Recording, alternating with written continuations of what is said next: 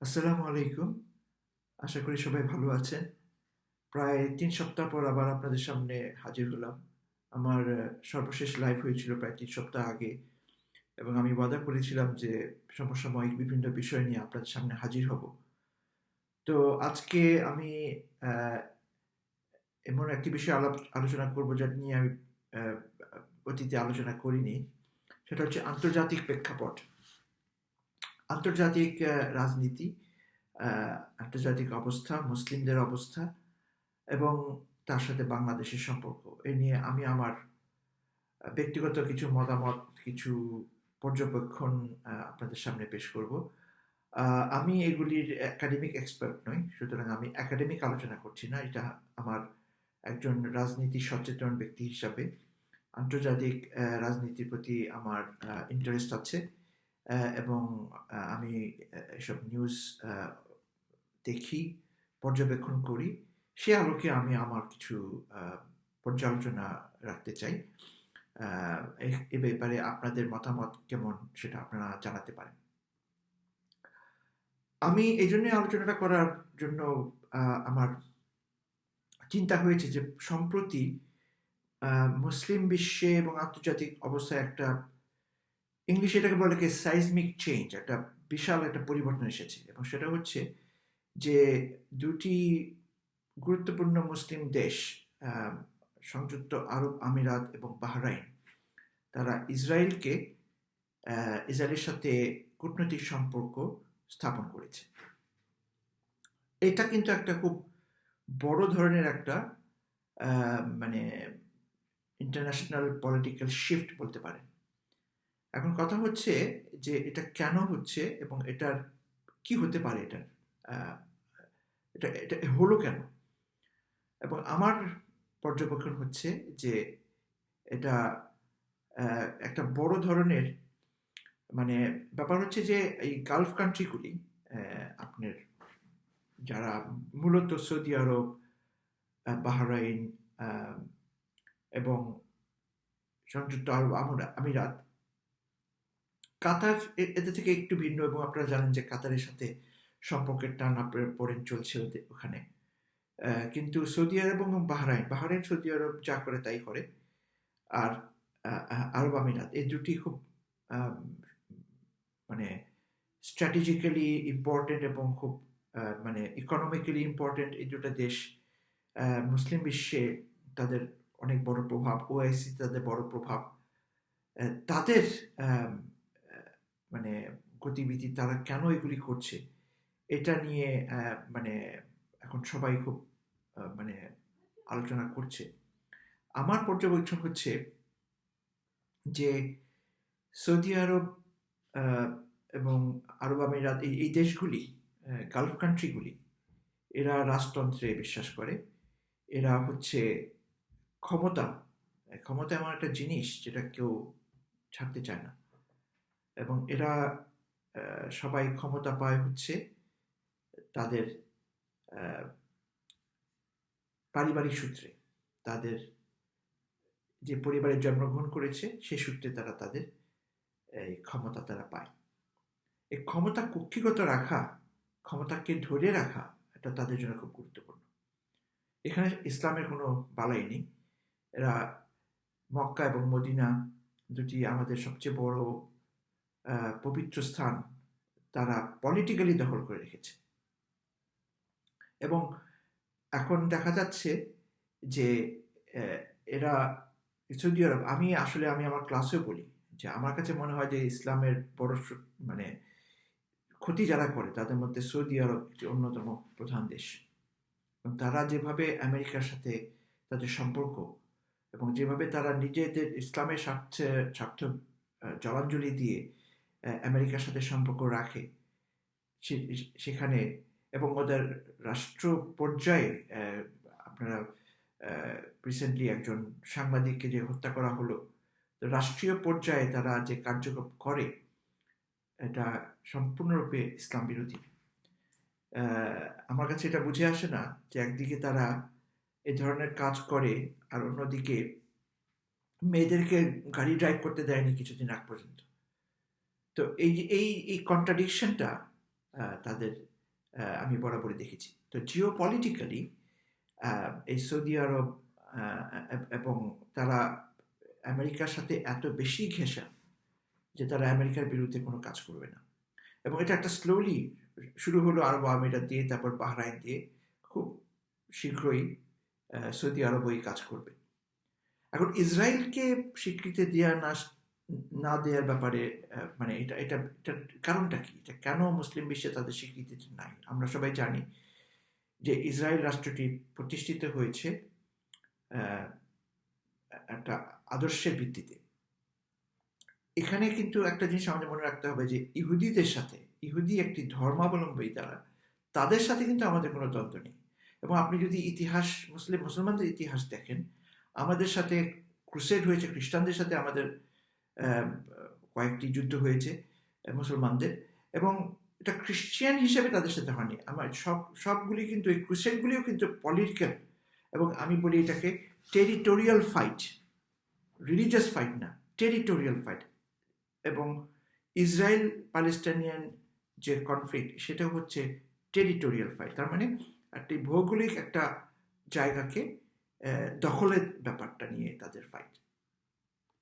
হ্যাঁ, জেরুজালেমকে নিয়ে যে ফাইট হচ্ছে, এর মধ্যে একটা ধর্মীয় ব্যাকগ্রাউন্ড আছে, যেহেতু আমাদের সব ধর্মের এই তিনটি আব্রাহামিক রিলিজন যেটা বলে, সব ধর্মের জন্য জেরুজালেম একটি পবিত্র স্থান। কিন্তু যুদ্ধগুলি মূলত হয়েছে পলিটিক্যাল পাওয়ার, এইগুলিকে নিয়ে। কিন্তু ইহুদির সাথে সেখানে তো আমাদের সেরকমও নেই। রাসূল সাল্লাল্লাহু আলাইহি ওয়াসাল্লামের সময় রাসূল সাল্লাল্লাহু আলাইহি ওয়াসাল্লামের প্রথম চুক্তি হয়েছিল মদিনাতে ইহুদিদের সাথে। সুতরাং আমি কিন্তু এই ইসরায়েল এবং ইহুদি ধর্ম, এটা সম্পূর্ণ আলাদাভাবে দেখি। যদিও এটা খুব ইন্টারেস্টিং, আমি আমার একটা বই লিখেছি মানে রিলিজন ইন দ্য মিডিয়া, এটার উপরে, এবং আমি যখন ইহুদিদের সাথে কথা বলি, তারা কিন্তু নিজেদেরকে ইসরায়েল থেকে, ব্রিটিশ জিউ, এখানে জন্ম বড় হয়েছে, কিন্তু ইসরায়েল থেকে তারা নিজেদের আলাদা করতে পারে না। এবং অ্যাকচুয়ালি কেউ যদি ইহুদি হয়ে থাকে, শুধুমাত্র ধর্মের কারণে সে ইসরায়েলের নাগরিক অটোমেটিকলি হওয়ার যোগ্যতা রাখে, সেটা আলাদা কথা। এই জন্য আমি বলছি যে ইহুদিবাদ যদি আদর্শ হয়ে থাকে সেটা ডিফারেন্ট। আমি জায়নিজম একটা আইডিওলজি, এই আইডিওলজির ভিত্তিতে এই রাষ্ট্রটি তৈরি হয়েছে, এবং তৈরি হওয়ার পরে আস্তে আস্তে আস্তে আস্তে আস্তে আপনি দেখেন, দখল করতে করতে করতে করতে করতে এখন প্যালেস্টিনিয়ান যারা এত বছর এই জায়গাতে ছিল, আস্তে আস্তে তাদেরকে কিভাবে কর্নার করে ফেলেছে। এই দখলদারি সীমাবদ্ধ রাখা, এই দখলদারি যেন বেশি অগ্রসর না হয়, এবং এটাতে যেন চাপ সৃষ্টি করা যায়। এখন একটা রাষ্ট্র হয়ে গেছে, আমাদের তো কিছু করার নেই, আন্তর্জাতিকভাবে ইসরায়েল একটি রাষ্ট্র হয়ে গেছে। আমরা যদি স্বীকৃতি দেই, আমরা এতদিন দেই বা না দিই, ইসরায়েল তো একটা মানে প্র্যাকটিক্যালি একটা রাষ্ট্রকে মানে বিলীন করে দেওয়া যাবে না, তাদের অনেক স্ট্রং ব্যাকিং আছে। কিন্তু তাদের যে আগ্রাসী মনোভাব, তাদের যে মানে যেটাকে বলে রেসিজম কিংবা মানে অ্যাগ্রেশন, এইটা ঠেকানোর জন্য এই বয়কটের একটা কন্ট্রিবিউশন আছে, যে এটাকে রোধ করা কিংবা এটাকে সংকুচিত করা, কারণ অর্থনৈতিকভাবে তাদের একটা চাপ সৃষ্টি হয়। ধরেন এগুলি আরব রাষ্ট্রগুলি অনেক তাদের অনেক অর্থ আছে, তো এই ট্রেড বলেন, বিজনেস বলেন, এগুলির ক্ষেত্রে তাদের কিছুটা হলেও ক্ষতি হয়, যদিও আনঅফিশিয়ালি তাদের সাথে সম্পর্ক বহুদিন থেকেই আছে, এটা আমরা জানি। এখন সেই বাধাটাও তারা অতিক্রম করে ফেলল। এখন যে পর্যায়ে চলে গেছে সেটা হচ্ছে যে এখন ইসরায়েল, এবং এটা করে বলে যে এখন পিস আসবে এই এলাকায়। কিভাবে পিস আসবে? এবং এটা মানে আমাদের এখানকার মিনিস্টারদেরকে টুইট করতে দেখেছি, এখানকার ফরেন সেক্রেটারি টুইট করেছে যে এখন পিস আসবে। তো কিভাবে পিস আসবে? এই মানে পিস ট্রিটি, এটা কোনো পিস ট্রিটি, এটা হচ্ছে যে এদের কাছে, আমেরিকার কাছে যেরকম গোলাম হয়েছিল, গোলাম মৃত্যুর একটা সম্পূর্ণতা দেয়া এই দেশগুলি, কারণ এদের মধ্যে কোনো যোগ্যতা নেই। আল্লাহ তাদেরকে ধন দিয়েছে, আল্লাহ তাদেরকে পেট্রো ডলার দিয়েছে, কিন্তু তারা না পারে পেট্রোল নিজেরা বের করতে, না পারে কোনো তাদের নিজেদের ইউনিভার্সিটিগুলি নিজেরা চালাতে, তারা এই পাশ্চাত্যের দেশগুলির উপরে ডিপেন্ডেন্ট। এবং আরব আমিরাতে তো ধরেন 10% পপুলেশন হচ্ছে ওদের নিজেদের, আর বাকি সবাই হচ্ছে বাইরে বিভিন্ন দেশ থেকে আসে। তো এই দেশগুলি মানে তারা দেখেছে যে তাদের কর্তৃত্বের জন্য তাদের আমেরিকার তাদের দরকার, এবং এইভাবে তারা এই কাজটা করলো। ফলে ক্ষতিগ্রস্ত কারা হলো? ক্ষতিগ্রস্ত তাদেরই মুসলমান ভাইরা হলো। এই প্যালেস্টিনিয়ান যারা আমাদের ভাই বোনরা আছেন, তাদের অবস্থা আরো খারাপ হলো। তাহলে আমরা এই নেতানিয়াহুর মতো উগ্র বর্ণবাদী টাইপের একটা, অনেকে বলে, আমরা বলি টেরোরিস্ট টাইপের একটা লোককে আমরা আরো ক্ষমতা দিয়ে দিলাম, তারা মুসলমানরাই ক্ষমতা দিয়ে দিলাম। এই হচ্ছে আমাদের মুসলমানদের অবস্থা।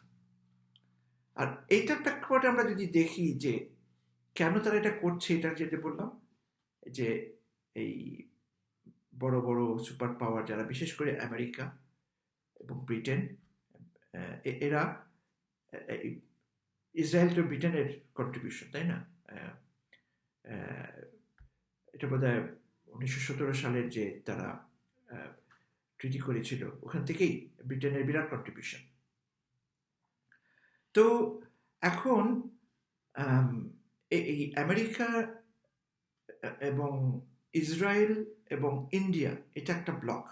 এটা আমার সুস্পষ্ট একটা এটা পর্যবেক্ষণ। আমার ভুল হতে পারে, যারা আরো বেশি বিশ্লেষক, যারা একাডেমিক জ্ঞান আছে, তারা বলতে পারেন। এটা একটা ব্লক। তো আমরা বাংলাদেশ এমন একটা জায়গায় অবস্থান করছি, মানে ভৌগোলিকভাবে, যে আমরা এই বেল্টের, যাকে বলে পেটের মধ্যে, যে ইসরায়েল মানে আমেরিকা, ইসরায়েলের বিশাল ইনফ্লুয়েন্স আছে আমেরিকাতে। আর ইন্ডিয়ার সাথে ইসরায়েল এবং আমেরিকার খুবই চমৎকার সম্পর্ক। আর ইন্ডিয়াতে এখন আছে একটি ফ্যাসিস্ট সরকার। আমি ইন্ডিয়াতে পড়াশোনা করেছি অনেক বছর। আমি বলি যে 3টা জিনিস ইন্ডিয়াতে ছিল আমি যখন ওখানে ছিলাম: ডেমোক্রেসি, জুডিশিয়ারি, সেকুলারিজম। 3টা জিনিসকে আমি, সমস্যা ছিল, ডেমোক্রেসির মধ্যে সমস্যা ছিল এটা, কিন্তু মানে পলিটিক্যাল ইনফ্লুয়েন্স ইলেকশনে আমাদের দেশের মতো কখনোই ছিল না। এবং এটার ফলে একটা ইলেকশনের একটা প্রসেসটা রাইট হতো। এই জন্য ক্ষমতা যখন চেঞ্জ হতো, কেউ ইলেকশনকে নিয়ে এত প্রশ্ন করতো না। ছোটোখাটো কারচুপি হতে পারে, কিন্তু ওভারঅল ইলেকশন রেজাল্ট নিয়ে প্রশ্ন হতো না। কিন্তু এখন কিন্তু সেই লাইনটা নষ্ট হয়ে যাচ্ছে। আপনারা যদি এই রাহুল গান্ধীর একটা চিঠি আছে এই গত ইলেকশনের সময়, ওটা যদি দেখেন, এখানে তারা কিভাবে ইলেকট্রাল ইনস্টিটিউশনগুলিকে পর্যন্ত তারা এই আস্তে আস্তে আস্তে আস্তে ধ্বংস করে দিচ্ছে। জুডিশিয়ারি ছিল সম্পূর্ণভাবে স্বাধীন। সেই জুডিশিয়ারি কি কাজ করলো দেখলেন রিসেন্টলি, এই বাবরি মসজিদকে নিয়ে তারা কি ধরনের রায় দিল। এতে বোঝা যাচ্ছে যে যখন ফ্যাসিস্টদের পক্ষে জুডিশিয়ারি রায় দেয়, যখন বিচারপতিরা ফ্যাসিস্টদের পক্ষে রায় দেয়, তখন ভারতের, আমাদের মতো এত খারাপ না হলেও তাদের বিচার ব্যবস্থা এখন সেই খারাপের দিকে যাচ্ছে। সেকুলারিজম ভঙ্গুর ছিল, সমস্যা ছিল, রিলিজিয়াস রাইটস হতো, কিন্তু সরকারি পৃষ্ঠপোষকতা সেটা হতো না যখন আমি পড়াশোনা করেছি। এখন সরকার সরাসরিভাবে, একেবারে নেইকেডলি, কাশ্মীরে যেটা হয়েছে, আসামে যেটা হয়েছে, তার একেবারে মানে বলে না, আনএশেমডলি, মানে কোনো লজ্জা শরমও নেই, তারা এই সেকুলারিজমকে ধ্বংস করে দিয়েছে। মুসলমানদেরকে মানে একেবারে থাকতে দেবে না, মুসলমানদেরকে পাকিস্তান চলে যেতে হবে, এত থাকতে পারবে না, এটা যেমন মন্ত্রীরা বলে, তাদের বিভিন্ন জায়গায় মুখ্যমন্ত্রীরা বলে, এমনকি খুন করার অপরাধী লোকরাও এখন এমপি হয়ে ওখানে আছে। তো আমরা হচ্ছি আর আমাদের যে সরকার সেটা হচ্ছে তাদেরই আজ্ঞাবহ সরকার। তো এই একটি বেল্টের মধ্যে খুবই আনফর্চুনেটলি আমরা পড়ে গেছি, যে ইন্ডিয়ার সাথে আমাদের ভৌগোলিক যে একটা সমস্যা আছে, এর উপর যদি আমাদের সরকার এভাবে ভারতের আজ্ঞাবহ থাকে, কখনো বলে ওরা আমাদের সম্পর্ক স্বামী স্ত্রীর মতো, কখনো বলে আমাদের সম্পর্ক মানে আপন ভাইয়ের মতো, বা হোয়াট এভার যা বলতে থাকে তারা, বোঝাই যাচ্ছে যে আমাদের দেশের জনগণের যে দুর্দশা, সেই দুর্দশা একটা আন্তর্জাতিক চক্রের মধ্যে আটকে আছে। আমি এই জন্য কথাগুলি বলছি যে আমাদের প্রচেষ্টা ছিল, আমার ভাইকে যখন 4 বছর আগে উঠিয়ে নেওয়া হলো, আমরা এখানে অনেক প্রচেষ্টা চালিয়েছি। কিন্তু দেখেন, আমি একটা উদাহরণ দেব, যে ব্রিটেনের একজন ব্রিটিশ ইরানিয়ান মহিলা, তার নাম নাজনীন জাকারি র্যাটক্লিফ, তাকে ইরানি সরকার স্পাইং এর অপরাধে আটকে রেখেছে কয়েক বছর ধরে। এটা একটা মানবতা বিরোধী কাজ, কিংবা এটা একটা অন্যায় কাজ, কোনো সন্দেহ নেই। এটার বিষয়ে সবচেয়ে সোচ্চার হচ্ছে এই ব্রিটিশ পলিটিশিয়ানদের মধ্যে। সে হচ্ছে যে ওই নাজনীনের হাজব্যান্ড যে রিচার্ড র্যাটক্লিফ, সে যে এলাকায় থাকে সেই এলাকার এমপি টিউলিপ সিদ্দিক, শেখ রেহানার মেয়ে, এবং মিডিয়াতে প্রায় সে আসে এবং সে হিউম্যান রাইটস নিয়ে অনেক কথা বলে। যখন এখানকার চ্যানেল 4 বাংলাদেশের হিউম্যান রাইটস নিয়ে তার কাছে গেল, তখন সেই চ্যানেল 4-এর সাংবাদিক মহিলা, প্রেগনেন্ট মহিলা, তাকে অপমান করলো। পরে অবশ্য মাফ চেয়েছে, এবং এখানে ভিডিও আছে স্পষ্ট, যে সে আওয়ামী লীগের লোকদেরকে বলছে যে আপনারা, আওয়ামী লীগের এখানে ইউকে আওয়ামী লীগের প্রোগ্রামে, যে আপনারা যদি আর সাহায্য না করতেন তাহলে আমি এমপি হতে পারতাম না। তার খালা যখন আসছে, ইউকে পার্লামেন্টে নিয়ে আসছে, রাশিয়াতে যখন তার খালা যাচ্ছে অফিসিয়াল মিটিংয়ে, সেখানে সে হাজির, পুটিনের সাথে তার ছবি, তার খালার ছবি, তারও ছবি। তার কাছে যখন অ্যাপ্রোচ করা হচ্ছে এই গুম হওয়া নিয়ে, তখন সে বলছে এটা বাংলাদেশের আভ্যন্তরীণ ব্যাপার, বাংলাদেশের পলিটিক্সের সাথে আমার কোনো সম্পর্ক নেই। এখন এটা তো একদম টোটাল কন্ট্রাডিকশন। একদিক দিয়ে মানবাধিকারের কথা বলছে, আরেক দিক দিয়ে বলছে যে আওয়ামী লীগের লোকেদের কারণেই সে নির্বাচিত হয়েছে। আবার তার খালার সাথে সে মানে অফিসিয়াল মিটিং করছে, আবার সে বলছে বাংলাদেশের রাজনীতির সাথে তার সম্পর্ক না, সে একজন ব্রিটিশ এমপি। তো এই কন্ট্রাডিকশনের পরেও এখন সে এখানে লেবার পার্টির একজন শ্যাডো মিনিস্টার। আপনি যাবেন কোথায়? যেখানে গণতন্ত্রের সবচেয়ে বড় জায়গায়, সেখানে তাকে কেউ প্রশ্ন করেনি। লেবার পার্টির মধ্যে তাকে কোনো প্রশ্ন করেনি, এইসব রিপোর্টের পরেও কেউ কখনো প্রশ্ন করেনি। তো এদের কারণটা হচ্ছে যে আমি বা আমার পরিবার বা আমরা বাংলাদেশের যারা নিরীহ লোকজন আছি, তাদের জন্য এই ব্রিটেন, আমেরিকা, এরা কি? এরা কিছুই না তাদের জন্য। যেমন পাকিস্তানের প্রধানমন্ত্রী ইমরান খান, তাকে প্রশ্ন করা হয়েছিল যে আপনি ইন্ডিয়ার এই যে কাশ্মীরের ব্যাপারে, পরে আপনি ইন্ডিয়ার ব্যাপারে এত সোচ্চার হলেন, আপনি তো কোনো সাপোর্ট পাচ্ছেন না, ইন্টারন্যাশনাল সাপোর্ট পাচ্ছেন না। বলে যে আমি কিভাবে পাবো সাপোর্ট? ইন্ডিয়ার মতো 1.2 বিলিয়ন দেশে জনগণ যেখানে আছে, তাদের সাথে বিজনেস করা দরকার ওদের। আমরা কি পুরো অবস্থাতে আছি? তো ইন্ডিয়ার সাথে সম্পর্ক খারাপ কেউ করতে চাবে না। বাংলাদেশের সাথে ব্যাপারে কথা বলতে গেলে ইন্ডিয়ার প্রবলেম হবে। আর ইন্ডিয়ার সাথে সম্পর্ক কেউ খারাপ করতে চাবে না, কারণ ইন্ডিয়ার সাথে সবাই বিজনেস করবে। ব্রিটেন এখন ব্রেক্সিট হয়ে যাচ্ছে, ইন্ডিয়াকে লাগবে, সবারই ইন্ডিয়াকে লাগবে। এই যে একটা, আমি বলি, আন্তর্জাতিক মারপ্যাচের মধ্যে আমরা পড়ে গেছি। আমি খুব আশাজনক কোনো কথা বলতে পারছি না, আমার কাছে আশাজনক কিছু নেই।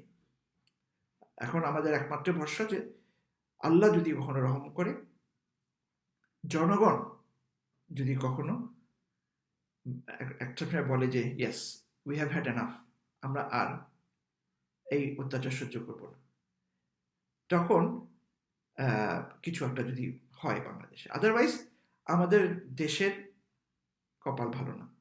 আনফর্চুনেটলি আমি নিজে গত 15 বছর দেশে যাইনি। 12 বছর থেকে দেশে যাওয়ার, 11 বছর ধরে দেশে যাওয়ার অনুমতিই নেই। কবে যেতে পারবো জানি না। কিন্তু আমরা যে পরিস্থিতিতে পড়েছি, আমাদের সাপোর্ট কি করবে? যখন সৌদি আরবের সাপোর্ট করবে, আরব আমিরাত সাপোর্ট করবে, কেন করবে না এটা তো বুঝাই গেল। তাদের সাথে আমেরিকার সম্পর্ক, আমেরিকার সাথে ইসরায়েলের সম্পর্ক, ইসরায়েলের সাথে ভারতের সম্পর্ক, আমাদের শুভাকাঙ্ক্ষী কি আছে? বিশ্বের 3টি দেশ, মুসলমানদের মধ্যে 3টি দেশকে আমি মনে করি যে তারা তুলনামূলকভাবে একটু বেটার অন্য দেশগুলি থেকে। তাদের নিজস্ব সমস্যা আছে। আরেকটা দেশ হতে পারতো ইরান। ইরান যখন বিপ্লব হয় সেই 1979 সালে খোমেনির নেতৃত্বে, তখন আমি খুব ছোট ছিলাম। আমার মনে আছে যে আমরা খুব আনন্দিত হয়েছিলাম। কিন্তু সেই ইরান সিরিয়াতে যে ন্যাক্কারজনক ভূমিকা পালন করেছে, এতে বোঝা যায় যে মানবাধিকার এদের কাছে কোনো ব্যাপার না, পলিটিক্স। এশিয়া সুন্নি এগুলি একটা নাম দিয়ে হয়, এগুলি সব পলিটিক্স। পুরা এই মিডল ইস্টের ক্ষমতা কর্তৃত্ব দখলের পলিটিক্সের মধ্যে আছে। এদের মধ্যে ইসলামের প্রতি দরদ কতটুকু আছে আমার যথেষ্ট সন্দেহ। ইরানের প্রতি আমার, সিরিয়াতে তারা যে ভূমিকা রেখেছে, আসাদের মতো একজন, মানে কি বলবো, এরকম ধরনের জঘন্য স্বৈরাচার পৃথিবীতে খুব কম এসেছে। আমি এখানকার সিরিয়ান কিছু ভাইদের আমার পরিচয় আছে, এবং তাদের কাছ থেকে আমি যেসব খবর জানি, ভিতরের খবর জানি, এমনিতে ইন্টারন্যাশনালি যা খবর পাওয়া যায় আছে, ইরান কমপ্লিটলি মানে নো ব্রেনার। ইরানের প্রতি আমার কোনো ধরনের সিম্পেথি নেই, কারণ যারা এইভাবে আসাদকে সাপোর্ট করতে পারে। 3টি দেশ আমি যেটা বললাম, একটা হচ্ছে পাকিস্তান, টার্কি, মালয়েশিয়া। না, পাকিস্তান তাদের কোনো ক্ষমতা নেই। একটা নিউক্লিয়ার পাওয়ার যথারীতি আছে বলে, কিন্তু পাকিস্তানের, আমি এই জন্য বলি যে পাকিস্তানের প্রাইম মিনিস্টার যে, তাকে আমি সৎ মনে করি, নট বিকজ সে আমার ক্রিকেটার হিসেবে আমার খুব প্রিয় ছিল এই জন্য না, রাজনীতিবিদ হিসাবে আমি তাকে মনে করি সে একজন সৎ রাজনীতিবিদ। তার নিয়ত ভালো, ইসলামের প্রতি তার দরদ আছে, কিন্তু সে কিছু করতে পারবে না, কারণ পাকিস্তান যে ভারতের পলিটিক্সের মধ্যে আর কিছু করতে পারবে না। এরপরে আছে মালয়েশিয়া, কিছু যদি তারা করতে পারে দেখা যাক, আমি পর্যবেক্ষণ করছি। মালয়েশিয়া কিন্তু এখনো পর্যন্ত আমি এত আশাবাদী না। আরেকটা ছিল টার্কির কিছু পজিটিভ কাজ করেছে, কিন্তু আমি তারপরও টার্কির নিজস্ব আভ্যন্তরীণ সমস্যা আছে, তারা অনেক প্রেশারের মধ্যে আছে, কিন্তু টার্কিকে আমি মনে করি মুসলমানদের জন্য সবচেয়ে বেশি এই মুহূর্তে, কিন্তু একটি দেশ একা কি করতে পারে। তো এগুলি আলোচনা আরো ভবিষ্যতে আরো করতে চাই। তো আজকে এখানেই শেষ করি। আল্লাহ যেন আমাদের সবাইকে মুক্ত করেন এই সমস্যা থেকে। আসসালামু আলাইকুম।